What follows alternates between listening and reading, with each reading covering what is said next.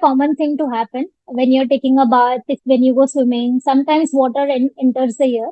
And once it enters the ear, you have a sensation where you feel the ear has got blocked. A lot depends on how much water has gone in, if there is wax inside the ear. Depending on what the situation inside the ear is, that will decide what kind of symptoms you get. But typically, you will feel like your ear has gotten blocked. If there's a little bit of water, it will drain out on its own. But if there is more water, then I will tell you how we can get it out. I'll just give you an overview of how the ear is from inside. If you can see this model, this is the ear canal in which wax is produced, and this is the eardrum inside. Okay. This outer part is what we call as the outer ear. Now, behind this eardrum, there are these three bones, if you can see here. Okay, they are the smallest bones, one of the smallest bones in the body. So when the sound goes, it goes to the eardrum, then it goes through these bones, then it goes through this nerve, and this is how the sound goes into the brain. Okay, you see this tube. This is the tube which opens in the nose. That's how the ear and the nose are connected to each other behind the eardrum. Okay, so now wax is produced here by the lining of this ear. First of all, wax is not dirt. It has a role. It has a protective role for your ears. Okay, it is protecting the ear from inside by secreting certain antibacterial substances and maintaining a good environment and a sterile environment inside the ear. Now, when anything goes from outside, okay, whether it is water, whether it is oil, whether it is finger, whether it's your earbud, whether it's pen, key, whatever you're using inside the ear, even eardrops in a good ear are not recommended. So basically, when anything that goes from outside into the ear, this area is already protected by wax. Anything that goes inside is changing this environment inside and making the ear more prone to catching any kind of infections. So water is not good for the ears in general.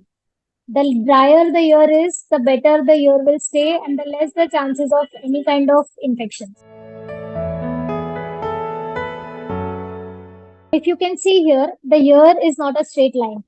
Okay, it has multiple curves inside, and the ear canal is curved. The curve is there to actually protect the eardrum.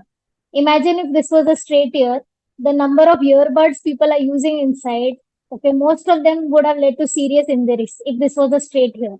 So this natural curve is actually there to protect the eardrum. Okay, so when water goes inside, because of this curve, it gets collected inside. Okay, so if it's a little bit of water, you just have to tilt your head and you can just move your ear like this, up and down, up and down. And that movement actually removes the water out on its own in most of the cases.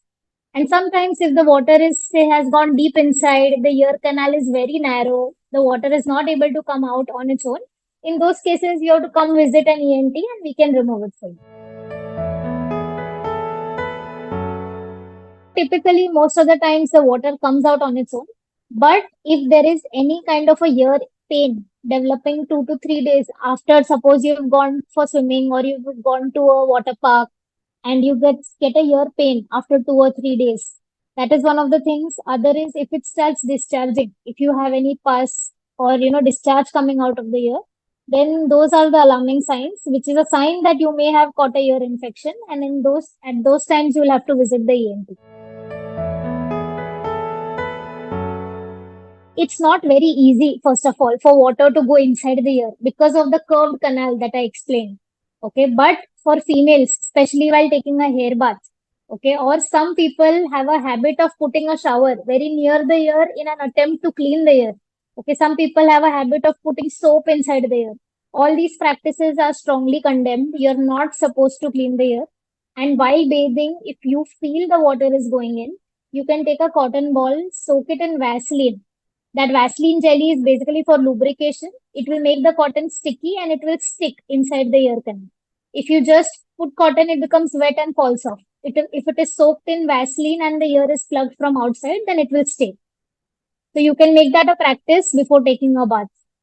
And if you're swimming occasionally, it's fine. But if you're a regular swimmer, you can get some custom-made ear plugs which fit your ear canal perfectly so it can prevent maximum water from going in.